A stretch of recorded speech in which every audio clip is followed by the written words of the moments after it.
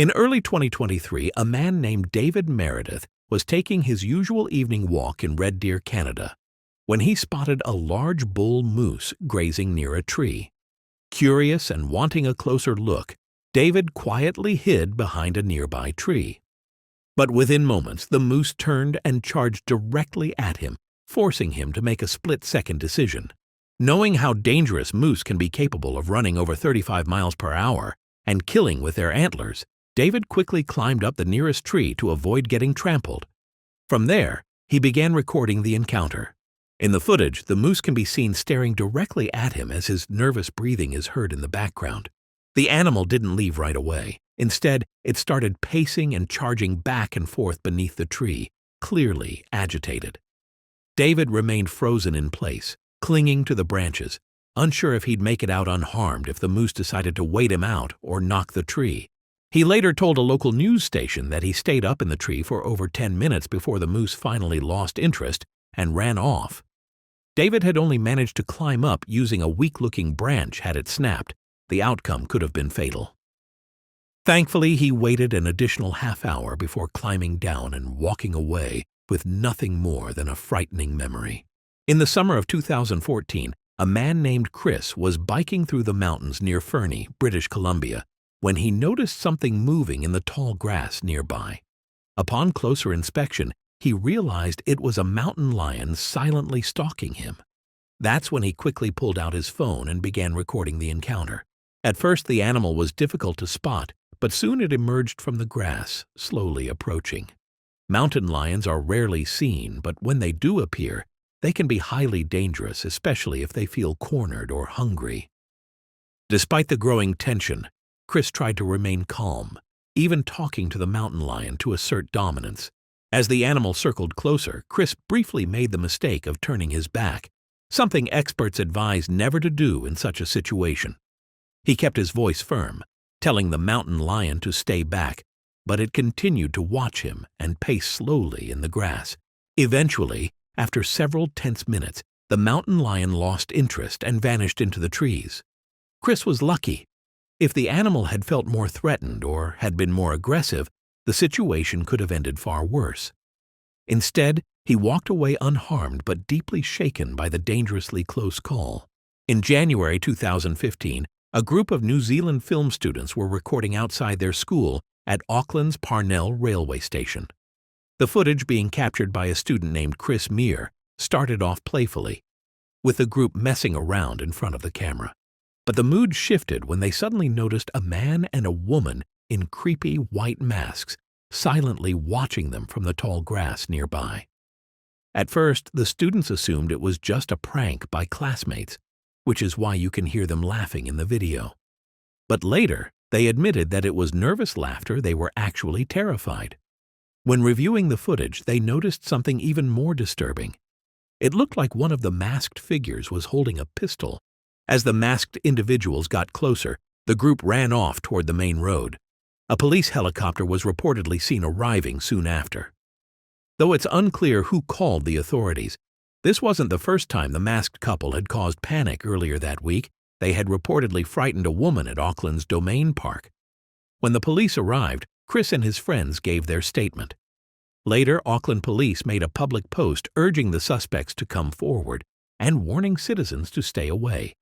The suspects eventually did speak to the authorities, but to this day, no clear information has been released about who they were or what their real intentions were.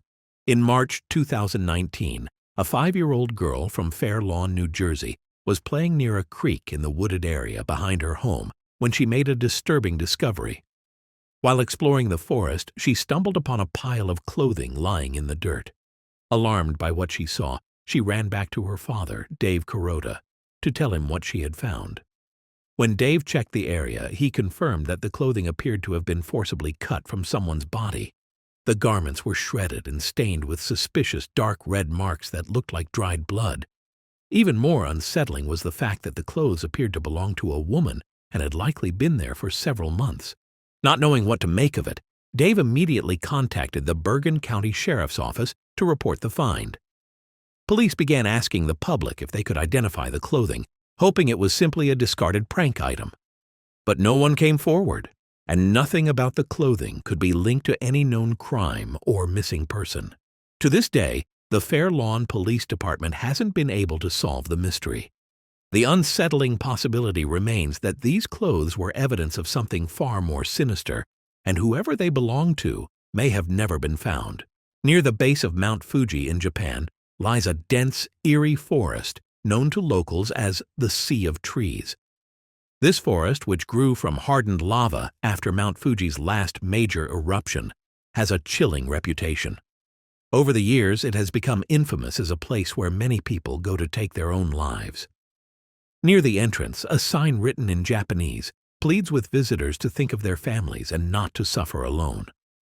In July 2017, urban explorer and YouTuber Burbex decided to explore this forest while recording his journey. Early in his walk, he came across an abandoned bicycle not far from the road. Soon after, he found an empty kitchen knife package and a note inside a plastic bag. The note read, 1211 Verified Fuji-Yosha Police Station, strongly suggesting that the items had belonged to someone who had taken their life and that the scene had already been processed by local authorities. The discovery was unsettling, and Burbex continued to explore the area with growing unease. The realization that a life had likely ended in the same spot made the silence of the forest even more haunting.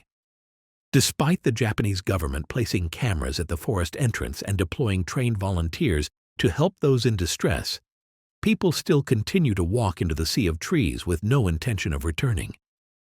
Media coverage has only added to the forest's mystique, often sensationalizing a place that already holds so much tragedy.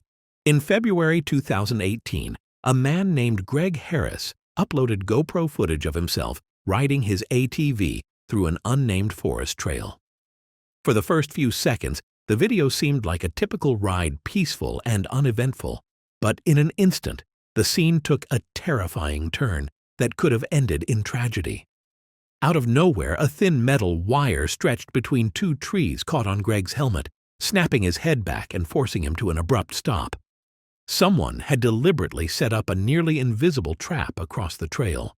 Had the wire been positioned just slightly lower, it could have easily hit his neck and caused a fatal injury. According to the video's description, Greg's speed and the impact location helped break the wire before it could cause serious harm.